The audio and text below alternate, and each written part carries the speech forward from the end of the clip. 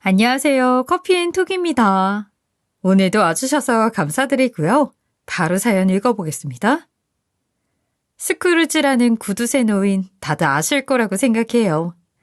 저는 63년이라는 인생 동안 이 스크루지라는 캐릭터와 비슷한 삶을 살아왔죠. 비록 스크루지처럼 부자가 된 것은 아니지만 살림살이 하나하나 아끼고 아껴가며 남들 부럽지 않은 노후 대비도 잘해놨다고 생각하고 있어요. 그런 제가 처음부터 부잣집 남자와 결혼한 것은 아니냐 말하는 분들도 분명 있을 거예요. 하지만 절대 그렇지 않답니다. 실제로 저는 가난한 남편에게 시집와서 30년이 넘는 시간 동안 시부모님을 모시며 살았어요. 게다가 자식도 둘이나 있었기에 살림은 넉넉할 수가 없었답니다. 시부모님은 결코 좋은 분들이라고 말할 수 없었죠.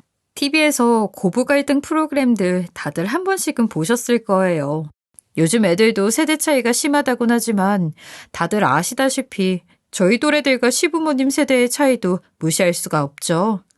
시부모님은 항상 저를 보며 못마땅하다고 말하곤 했어요. 무엇이 못마땅하느냐? 결혼할 때 제 나이가 너무 많았다는 것이죠.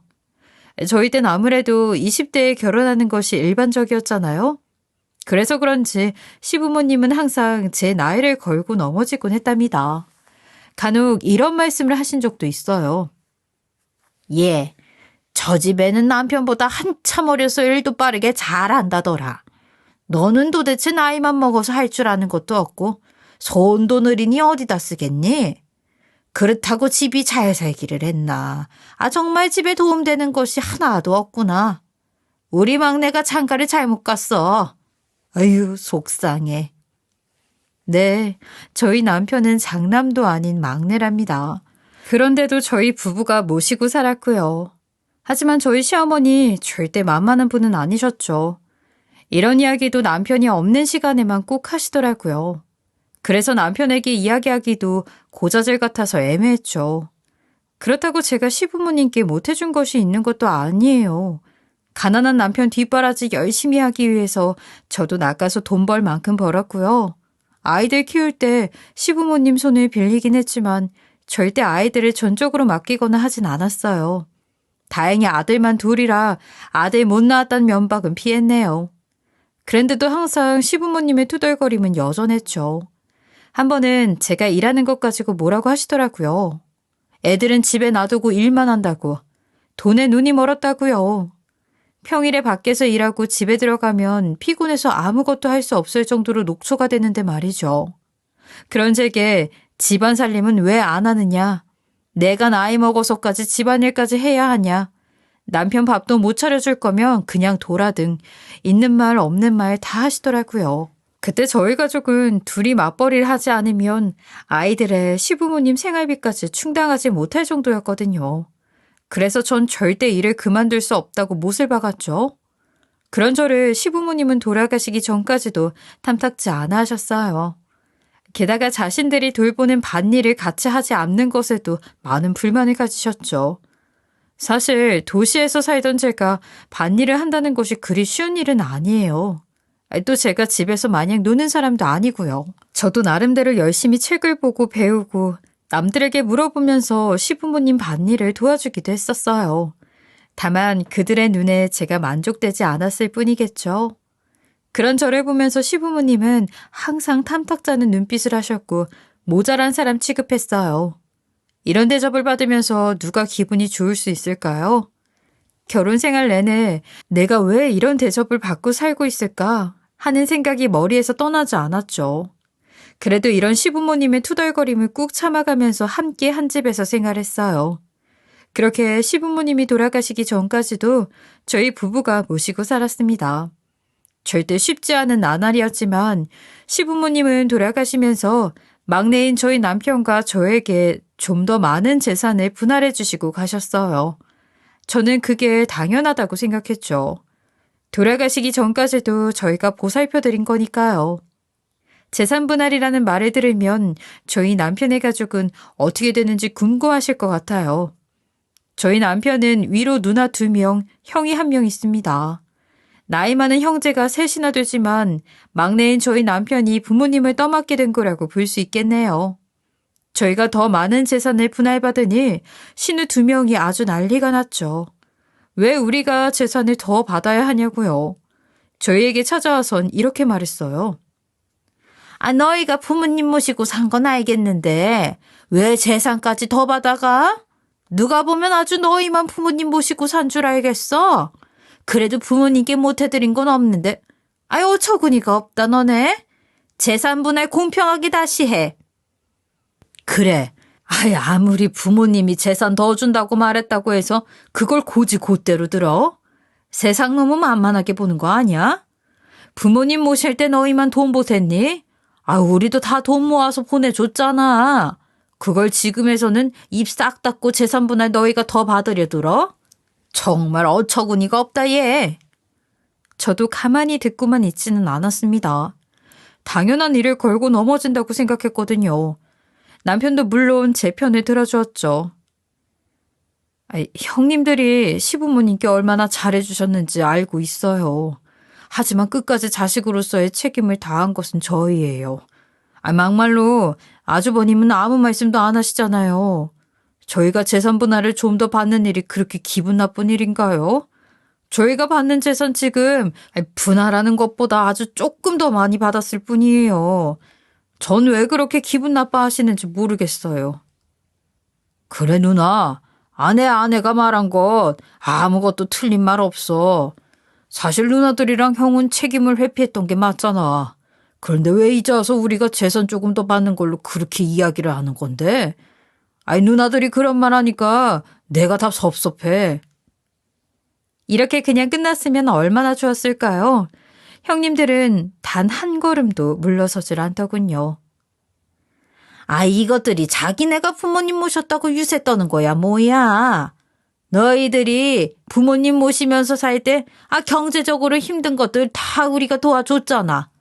왜 이제 와서 우리 노력은 모른 척하냐? 정말 웃긴다 너네. 그래 맞아.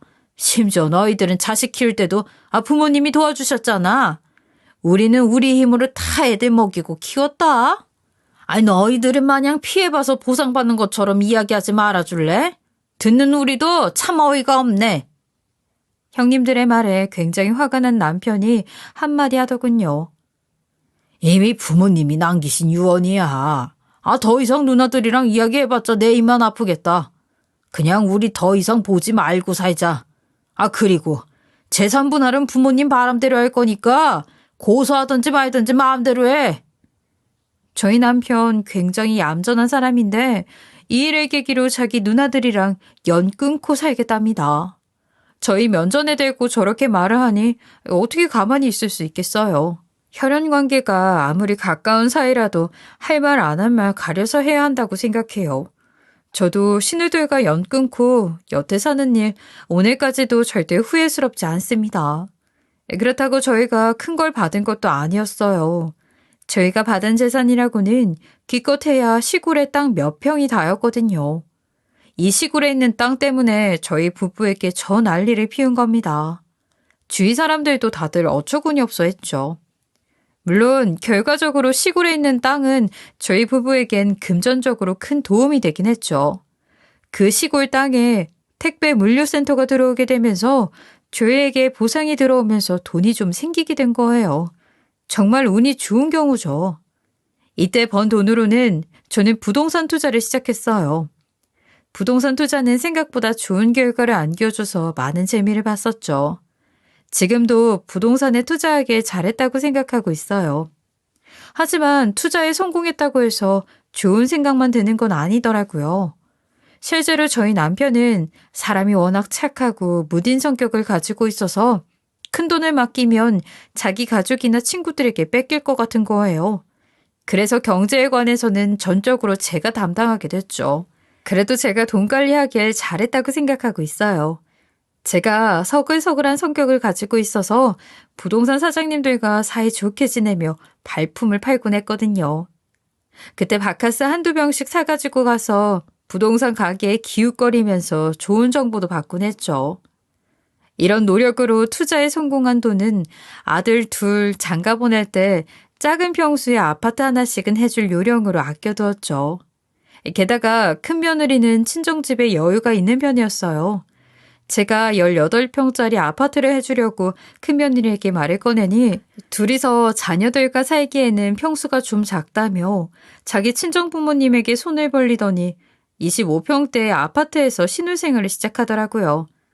처음에는 좀 섭섭하기도 했고 제가 집을 해준다고 해서 특별히 고마워하지도 않기에 내심 둘째 며느리하고 비교하게 되더라고요. 저희 둘째 며느리는 큰 며느리와 비교했을 때 정말 성격도 싹싹하고 좋은 아이였거든요. 아무래도 더 살갑고 애교 많은 애한테 관심이 가는 건 당연하잖아요. 그리고 둘째 며느리는 제가 아무리 작은 선물을 해도 감사함을 아는 아이여서 그런지 큰 며느리보다 더 가깝게 지내게 되더라고요.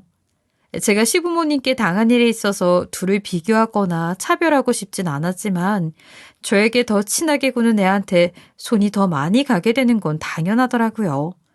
또 더 편하기도 하고요. 그러던 어느 날이었어요. 둘째 며느리에게서 연락이 왔어요.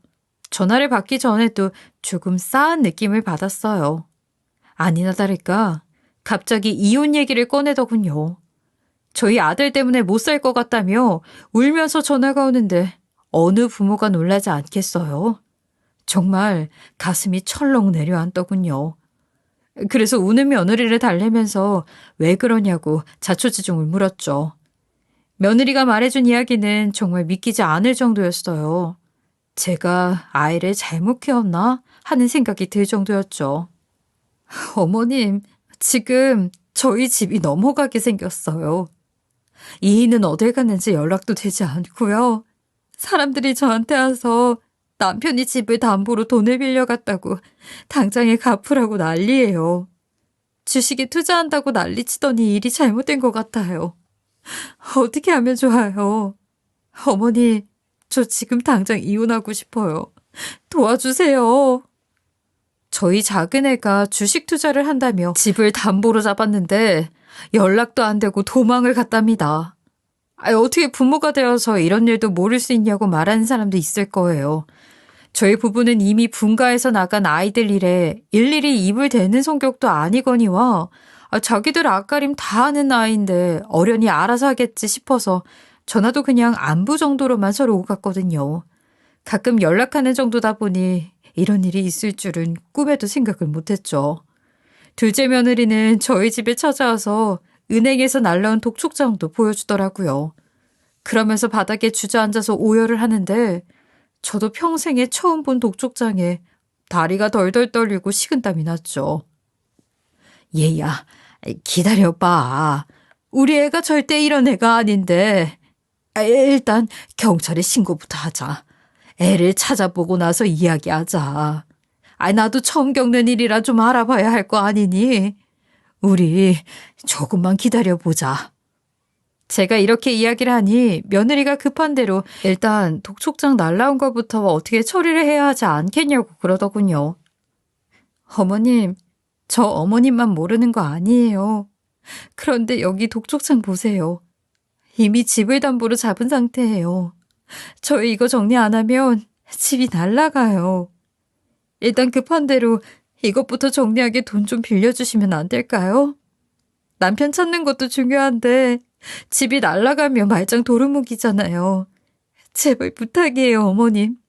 이거 정리하게 돈 좀 먼저 빌려주세요. 전 고민에 빠졌죠. 둘째 며느리 말도 절대 틀린 말은 아니니까요. 그래서 생각을 하고 있는데 옆에서 남편이 저를 다그치더군요. 여보, 지금 고민할 때가 아닌 것 같은데? 애들 집이 날아가게 생겼다잖아. 우선 애가 집에 살고 있어야 둘째가 찾아서 이야기를 하든 말든 알 거 아니야. 일단 급하게 있는 돈이라도 다 줘서 정리하게끔 도와줘. 생각만 하고 있지 말고 있는 돈이라도 다 주고 빨리 정리해 주자고.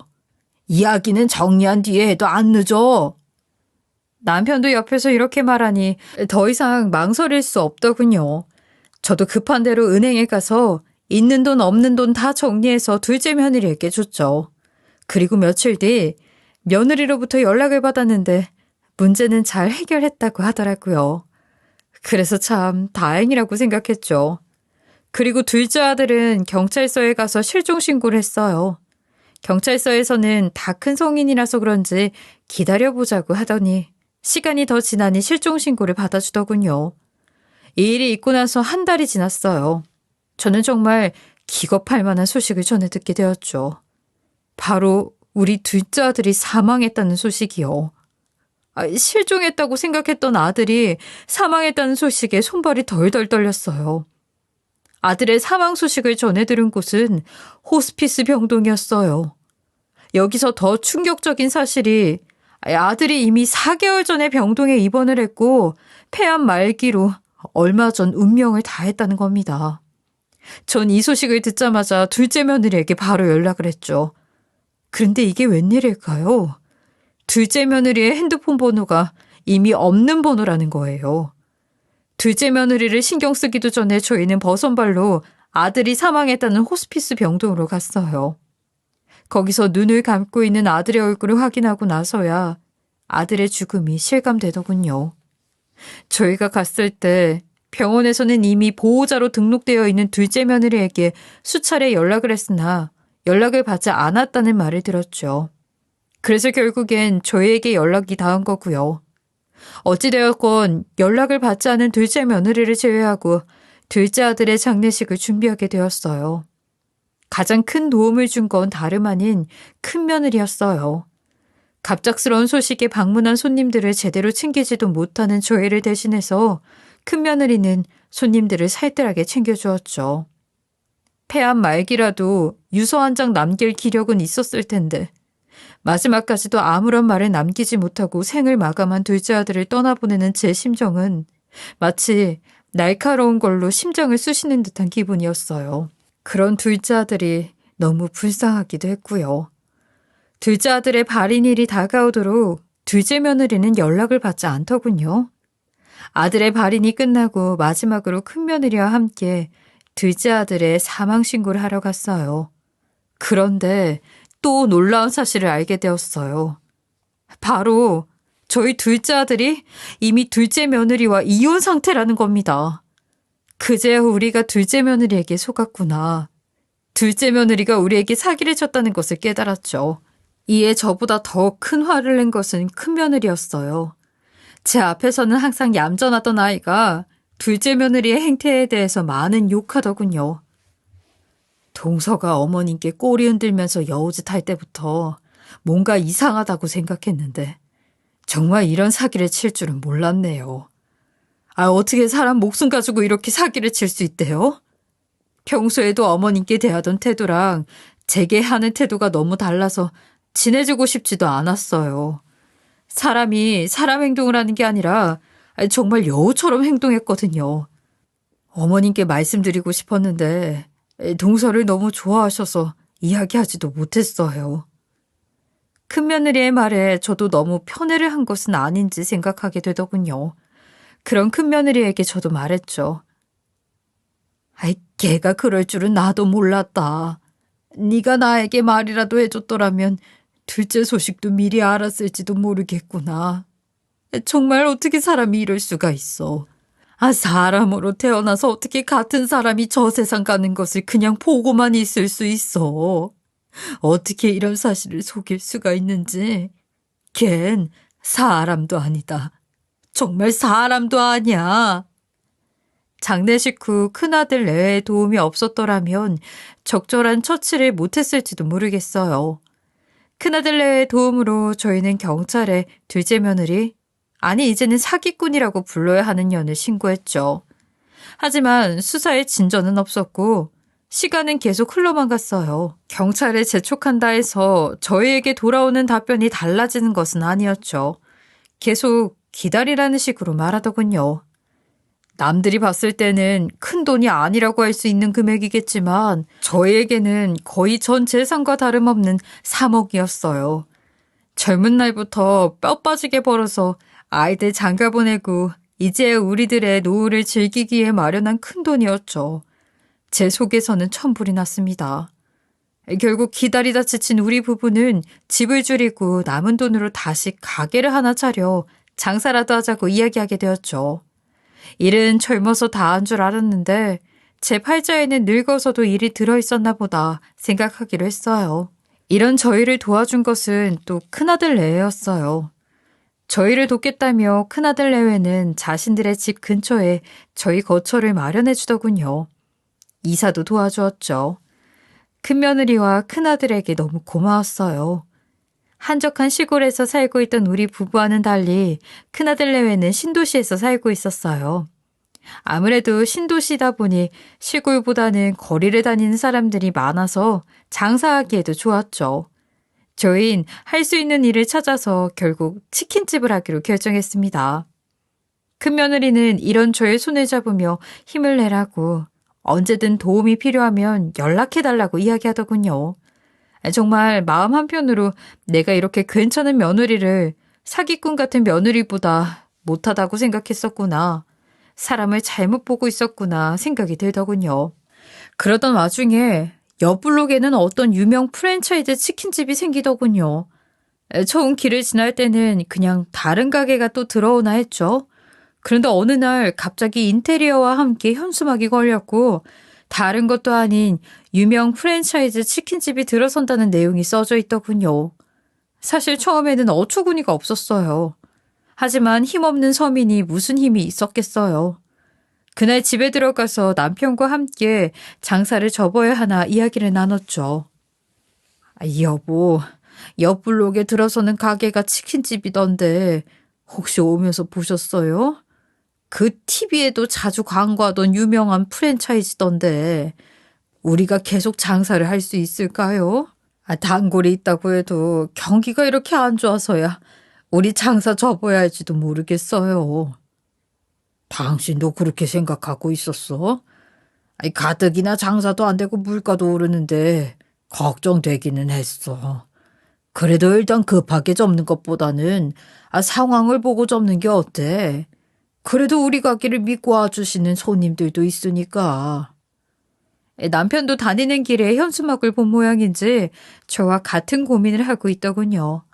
저는 자세한 내용을 알고 싶어서 주변 단골 부동산에 찾아가 물어봤죠. 아니나 다를까 역시나 프랜차이즈 치킨집이 들어선다는군요. 옆 블록이라고 해도 거의 옆집이나 다름없는데 너무 상도덕에 어긋나는 행동처럼 보이기도 하더군요. 저희는 프랜차이즈가 아니라 그냥 시장에서 닭을 납품받아 파는 영세업자랍니다. 소스도 저만의 레시피로 만들고 닭을 튀기는 것도 무슨 비법 같은 게 있지 않아요. 저희도 갑자기 유명 브랜드와 경쟁하는 구도가 되다 보니 당황스럽더라고요. 가뜩이나 재료들 수입에 차질이 생기는지 가격도 많이 올랐고 장사도 잘 안 돼서 치킨집을 하루라도 빨리 접어야 하나 고민을 했었는데 경쟁업체까지 들어왔으니 정말 망한 게 아닌가 싶었죠. 그래도 남은 돈으로 할 수 있는 일이 이제는 이 치킨집 장사밖에 없어서 많은 고민이 되었어요. 어떤 결정도 못 내리고 갈팡질팡하고 있는 저희에게 큰아들 내외도 장사를 접는 게 더 이상의 손해를 보지 않는 일이라고 이야기해 주더군요. 아니면 자신들이 도와줄 테니 업종이라도 바꿔서 장사를 하는 것이 낫지 않겠냐고 의견을 내기도 하고요. 일단은 며칠간은 문을 닫고 생각을 좀 해보기로 했습니다. 여태껏 쉬지 못하고 달려왔기에 저는 기분 전환이라도 할 겸 가게와 같은 상가 건물에 있는 미용실을 들렀죠. 거울 앞에 비친 제 모습이 너무 초라해 보이더군요. 예전에는 꾸준히 관리해서 건강했던 머리가 허옇게 자란 흰머리들로 지저분한 모습을 보니 속이 너무 상했어요. 그래서 이런 생각이 들더군요. 사람 외모 가꾸는 데 들어가는 한두 푼 아껴봤자 뭐 하겠냐. 그냥 염색이라도 하자 싶었죠. 들어가니 아직 손님이 많이 없기에 빠르게 할 수 있겠다 싶었어요. 미용실 원장님이 염색을 해주는 손길에도 엄청 피곤했던 모양인지 저는 앉은 자리에서 꾸벅꾸벅 졸고 있었죠. 그때 딸랑딸랑 하며 미용실 문이 열렸어요. 그리고 시끄러운 소리로 누군가 소리를 치더라고요. 안녕하세요, 사모님. 벌써부터 손님이 와 있는 걸 보니 사모님 솜씨가 너무 좋은가 봐요. 전 옆집에서 치킨집 오픈하는 사장이에요. 이제 같은 동네에서 장사하는데 우리 집 치킨 좀 많이 팔아주세요. 정말 신선하고 좋은 재료 받아서 팔거든요. 미용실 손님에게도 소문 좀 잘 내주세요. 미용실이 소문의 근원지잖아요. 맞죠? 그리고 여기 개업떡도 가지고 왔는데 얼른 드셔보세요. 이번에 신경 써서 맞췄는데 너무 맛있게 잘 됐더라고요. 이런 떡 어디 가서 절대 못 먹는다고요? 네, 들어온 여자는 다른 사람도 아니고 이제 옆 블록에서 치킨집을 오픈하는 여사장이더라고요. 자기네 치킨 많이 팔아달라며 다른 손님들한테도 소문 좀 내달라고 온 거 아니겠어요? 개업떡도 가지고 다니면서 온 동네방네 떡을 돌리고 있던 겁니다. 만약 우리 치킨집이 문을 열었다면 철면피 깔고 우리 치킨집까지 들어와서 홍보를 할 심산이었어요. 저는 실눈으로 뜨고 이렇게 시끄럽게 이야기하는 여사장이 어떤 얼굴을 하고 있는지 쳐다보기로 했죠. 그래서 조심스럽게 눈을 돌려 치킨집 사장을 보는데 갑자기 숨이 턱하고 막히더군요. 바로 개업떡을 들고 있는 치킨집 여사장이란 여자가 사기치고 잠적한 둘째 며느리였던 사기꾼년 아니겠어요? 원수도 외나무 다리에서 만난다는 말이 있는데 하늘도 제 억울함을 알아줬는지 이렇게 만나게 해주신 겁니다. 저는 사기꾼 이전 며느리를 알아보고 재빠르게 눈을 돌리고 고개를 푹 숙였죠. 그게 혹시라도 저를 알아볼까 싶어서 태어나서 제일 빠른 속도로 움직였던 것 같네요. 그리고 그 사기꾼이 가자마자 염색을 하다 말고 바로 큰며느리에게 전화를 걸었어요. 큰며느리에게 여태 있었던 일들을 설명해 주었죠. 그러자 큰며느리는 기다렸다는 듯이 본인이 해결할 테니 일단 집으로 먼저 들어가서 쉬라고 이야기하더군요. 큰며느리는 저를 보내고 온 동네 아주머니들을 데리고 가서 그 치킨집을 포위했대요. 그리고 사기꾼 며느리가 도망치지 못하게 출구라는 구석은 모두 막고 입구에 서 있었죠. 저도 그냥 집에 앉아만 있을 수는 없어서 큰며느리와 함께 그 치킨집 입구에 같이 서 있었습니다. 저랑 큰며느리는 곧바로 경찰을 불렀죠. 이런 저희를 알아본 사기꾼 며느리는 엄청나게 당황하더군요. 그러면서 저와 며느리에게 큰 소리를 치는 겁니다. 아니, 여기가 어디라고 이렇게 사람 장사하는데 방해를 하는 거예요? 사람이 상식이 없어도 너무 없지. 어떻게 가게 입구를 이렇게 떡하니 막고 서 있을 수 있대? 어머, 몰상식해라. 어서 저리 가지 못해요? 당신들이 경찰에 신고하는 게 아니라 내가 경찰에 먼저 신고할 거야. 알아들어? 자기가 뭘 잘못했다 큰 소리를 내는지는 모르겠지만 저희 큰며느리도 지지 않더군요. 야, 당신 지금 사람 한 명 죽어가도 모르는 척 사기 쳐놓고선 뭐가 어쩌고 어째? 이봐요. 사기꾼 동서. 아니, 동서라고 부르기도 부끄럽네. 사기를 쳤으니 얌전히 옥에 들어가서 벌을 받아. 이렇게 자기 잘못 없다고 큰 소리 칠 게 아니라 우리가 증거가 없는 줄 알아? 우리도 당신 못지않게 증거 다 가지고 있어. 같이 경찰서 가보자고. 누가 이기나 어디 한번 해봐. 얌전하던 큰며느리의 반격에 사기꾼 전 며느리도 당황했는지 횡설수설하더라고요. 어디로든 빠져나가 보려고 가게 안을 이리저리 왔다 갔다 거리는데 그에 참 한심하고 어처구니가 없었습니다. 어디서 큰 소리야? 저리 비키지 못해요. 지금 입구 막아서고 뭐 하는 짓이야.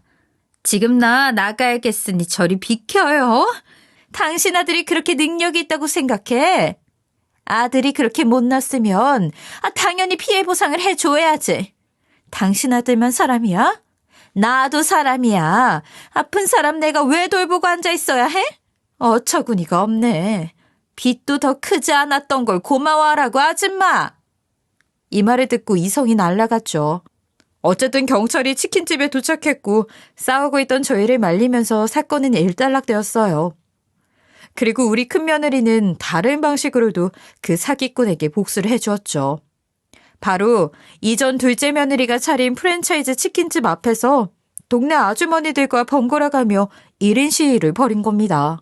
1인 시위 덕분에 동네에서는 이미 사기꾼 여자가 사장이라는 소문이 쫙 퍼졌고요. 그 치킨집은 가게를 오픈한 지 2달도 채우지 못하고 망해버렸죠.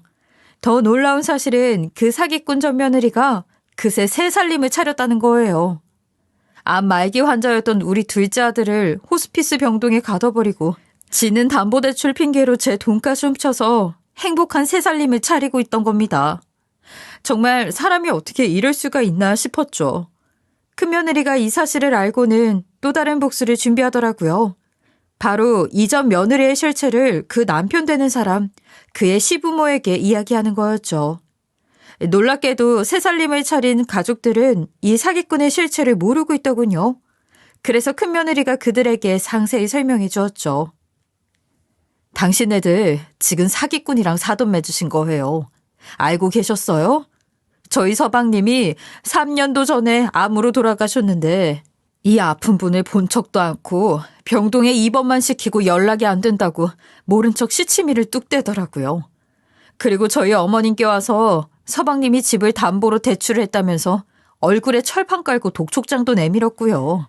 또 저희 시부모님이 노후자금으로 모아두셨던 3억을 그냥 자기 입속으로 꿀꺽한 여자예요.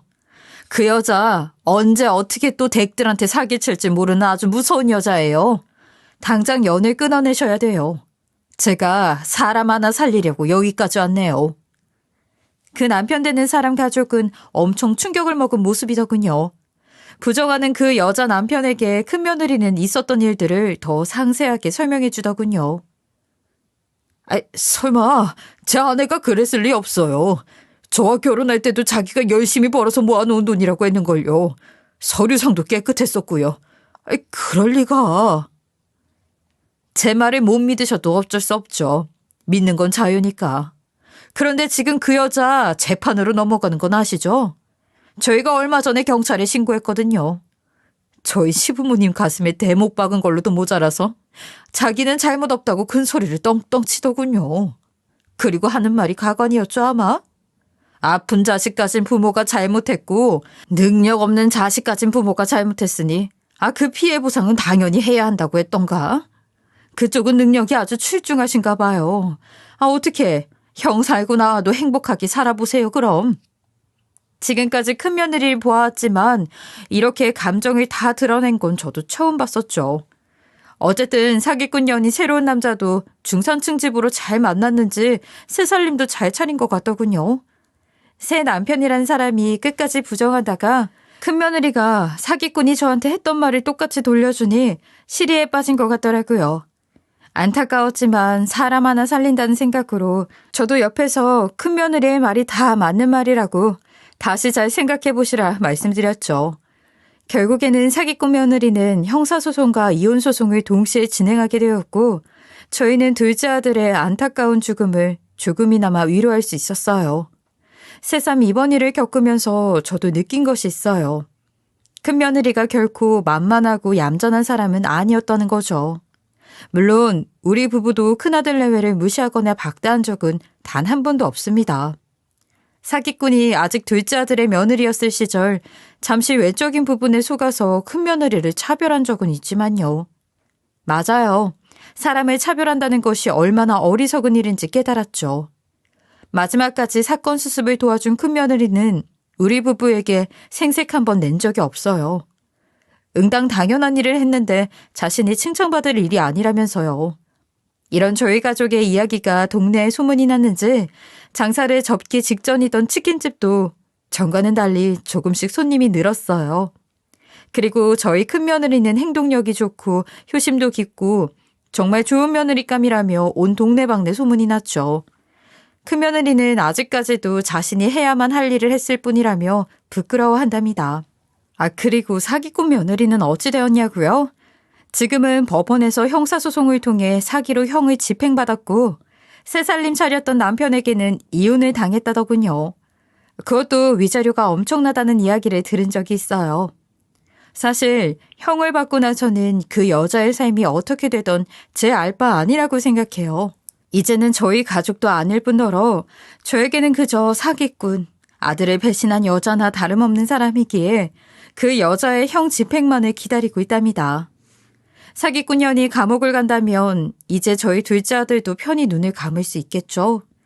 그래서 이번 주에는 큰아들 레오와 함께 둘째 아들을 보러 가려고 해요. 하늘에 있는 아들에게도 이 기쁜 소식을 전해주어야 속이 편하지 않겠어요? 사실 이번 일로 깨달은 게 한두 가지가 아니랍니다. 사람이 살면서 가장 많이 보는 것이 겉모습이잖아요? 저는 이번 일을 통해서 사람은 겉으로만 판단해서는 안 되구나를 깨달았죠.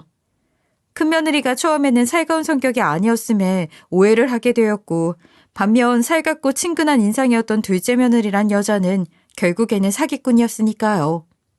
그리고 큰며느리는 지금 누구보다 더 우리 부부를 챙겨주고 더 생각해주는 사람이기도 하고요.